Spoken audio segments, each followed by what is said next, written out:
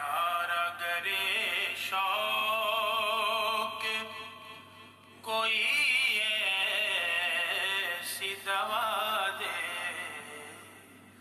جو دل سے ہر ایک غیر کی چاہت کو بھلا دے۔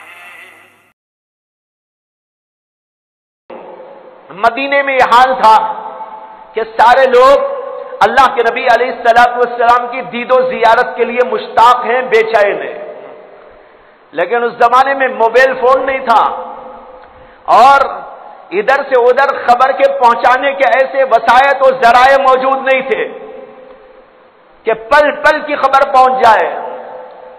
بہت دیر میں خبریں پہنچا کرتی تھی۔ اب انہیں پتہ نہیں کہ اللہ کے نبی علیہ السلام نکل تو چکے ہیں، انہیں خبر تو مل گئی تھی، لیکن کب پہنچیں گے، کون سے ٹائم پہنچیں گے، کون سے دن میں پہنچیں گے، یہ ظاہر بات ہے پتہ نہیں چل رہا تھا۔ تو ان لوگوں نے انتظار شروع کر ڈالا اور انتظار میں یہ کرتے تھے کہ استقبال کے لیے مدینہ طیبہ کے باہر کچھ فاصلے تک آتے تھے، جہاں پر کچھ پہاڑیاں تھی، چھوٹی چھوٹی پہاڑیاں، اور ان پہاڑیوں کو کہا جاتا ہے ثنیۃ الوداع، یعنی جب کسی کو رخصت کرتے تو وہاں تک آ کر لوگ رخصت کرتے تھے۔ کوئی آتا تھا تو وہاں سے آ کر اس کا استقبال کر کے لے جاتے تھے۔ تو ثنیۃ الوداع تک لوگ آتے تھے، انتظار کرتے تھے، اور جب شام ہو جاتی تو واپس چلے جاتے تھے۔ یہودی لوگ پوچھا کرتے تھے، ارے بھائی کس کے انتظار میں آتے ہو تم لوگ؟ انہوں نے کہا آخری زمانے کے پیغمبر آ چکے ہیں، ان کا انتظار ہے کہ وہ مکے میں پیدا ہو چکے، وہ ہمارے شہر کو آ رہے ہیں۔ یہودی لوگ وہ بھی مانتے تھے کہ آخری زمانے کے پیغمبر آنے والے تھے، وہ بھی ان کے ساتھ ساتھ آ کے کھڑے ہو جاتے تھے۔ اور پھر ایک دن، جس دن کہ اللہ کے نبی علیہ السلام وہاں تک پہنچے، اس سے پہلے یہ لوگ انتظار کر کے واپس چلے گئے تھے، لیکن کچھ یہودی جو ادھر رہتے تھے انہوں نے دیکھا کہ ایک قافلہ آ رہا ہے اور بڑا نورانی قافلہ معلوم ہو رہا ہے۔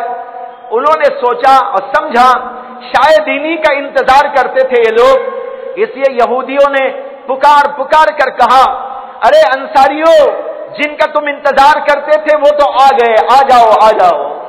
اب لوگ جوک در جوک آئے، اللہ کے نبی علیہ السلام کا استقبال ہوا، اور اللہ کے نبی علیہ السلام نے مدینہ منورہ میں گھسنے سے ذرا پہلے ایک قبیلہ آباد تھا، اور اس قبیلے کو کہتے تھے قبیلے بنو سلمہ۔ قبیلے بنو سلمہ یعنی وہ مدینے ہی کا ایک علاقہ تھا، مدینے میں گھسنے سے پہلے شروع ہوتا تھا۔ وہاں کے لوگوں نے آپ سے درخواست کی کہ آپ ہمارے محلے کے اندر قیام فرمائیں۔ اللہ کے رسول علیہ السلام نے وہیں پر 15 دنوں تک قیام فرمایا، اور ان 15 دنوں میں جب آپ وہاں رہ رہے تھے وہیں پر ایک مسجد کی بنیاد ڈالی، اور چھوٹی سی مسجد تعمیر فرما دی، اور اس مسجد کا نام ہے مسجد قباء۔ آج بھی جو عام مسجد قباء دیکھتے ہیں یہ وہی محلہ ہے جہاں سب سے پہلے اللہ کے نبی علیہ السلام نے مدینے میں قیام کیا تھا۔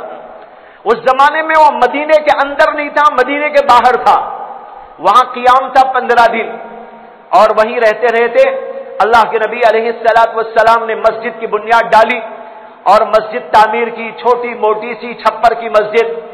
مسجد کا تصور یہ نہیں جیسے آج مسجد بولتے ہی ہم تصور کرتے ہیں ایسی عالیشان مسجد ہوگی، نہیں، جیسی چاہے ہو جائے، مسجد تو اللہ کا گھر ہے۔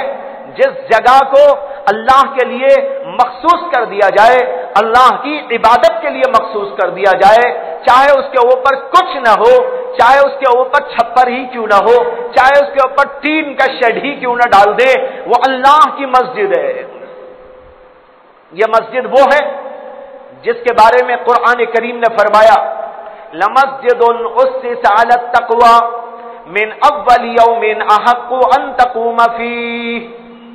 اللہ نے فرمایا وہ مسجد جس کی بنیاد پہلے ہی دن سے تقوی پر رکھی گئی ہے.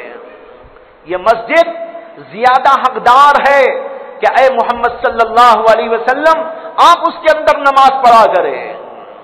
دیکھو اس مسجد کی تعریف کی اللہ تعالیٰ نے. یہ ہے مسجد قباء.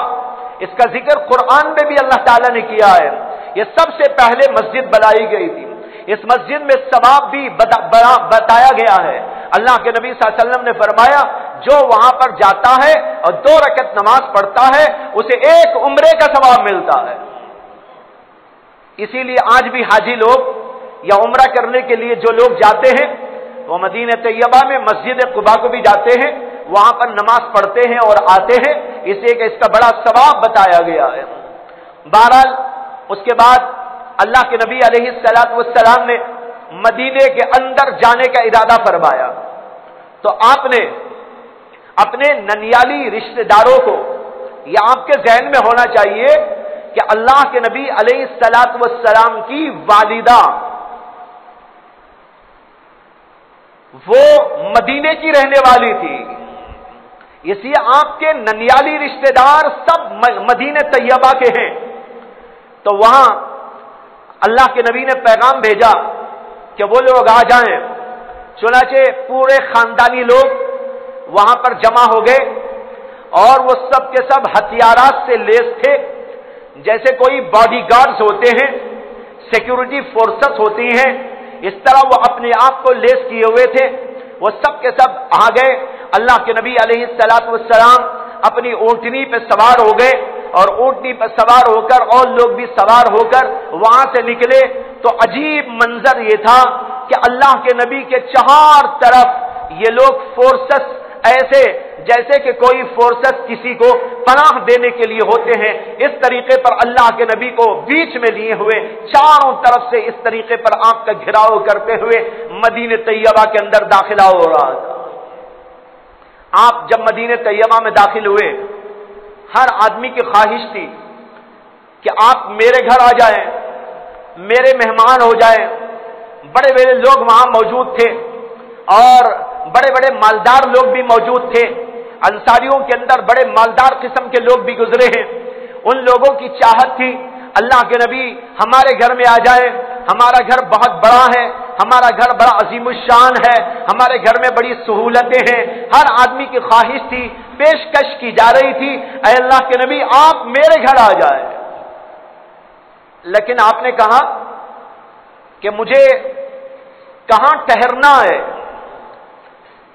اس کا فیصلہ آسمانوں سے ہوگا.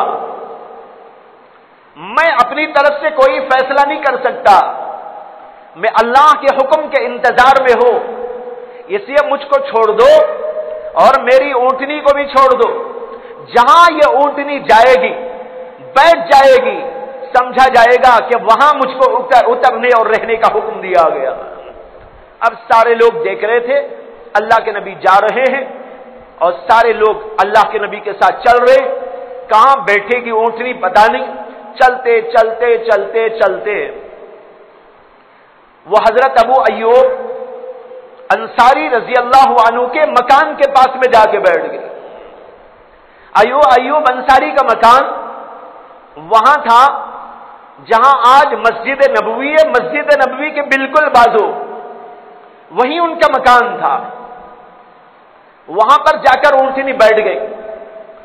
اللہ کے نبی علیہ الصلوۃ والسلام اترے, دیکھا کہ ابو ایوب انصاری کا مکان ہے.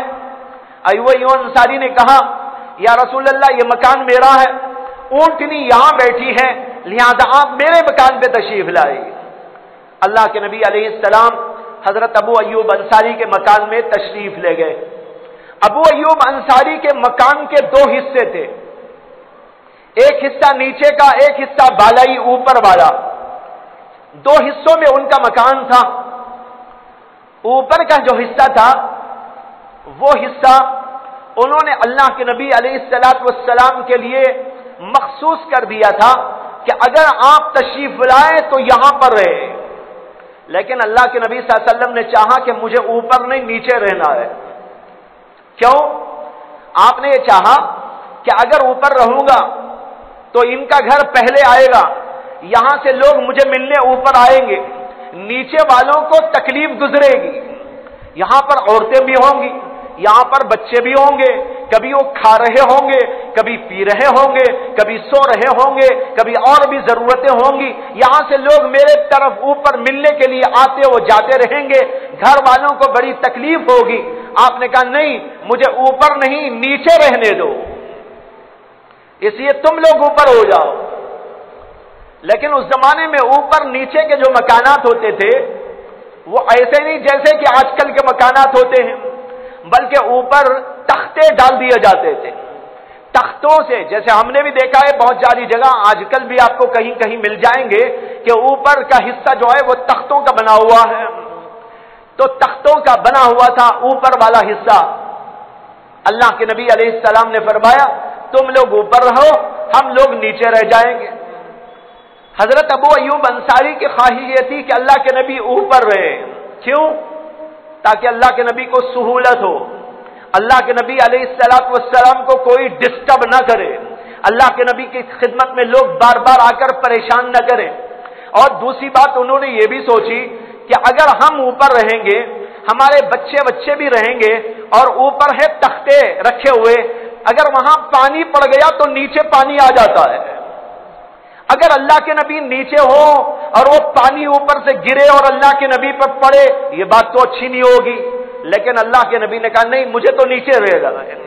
خیر, مسئلہ طے ہو گیا کہ اللہ کے نبی نیچے رہیں گے, گھر والے اوپر چلے جائیں گے.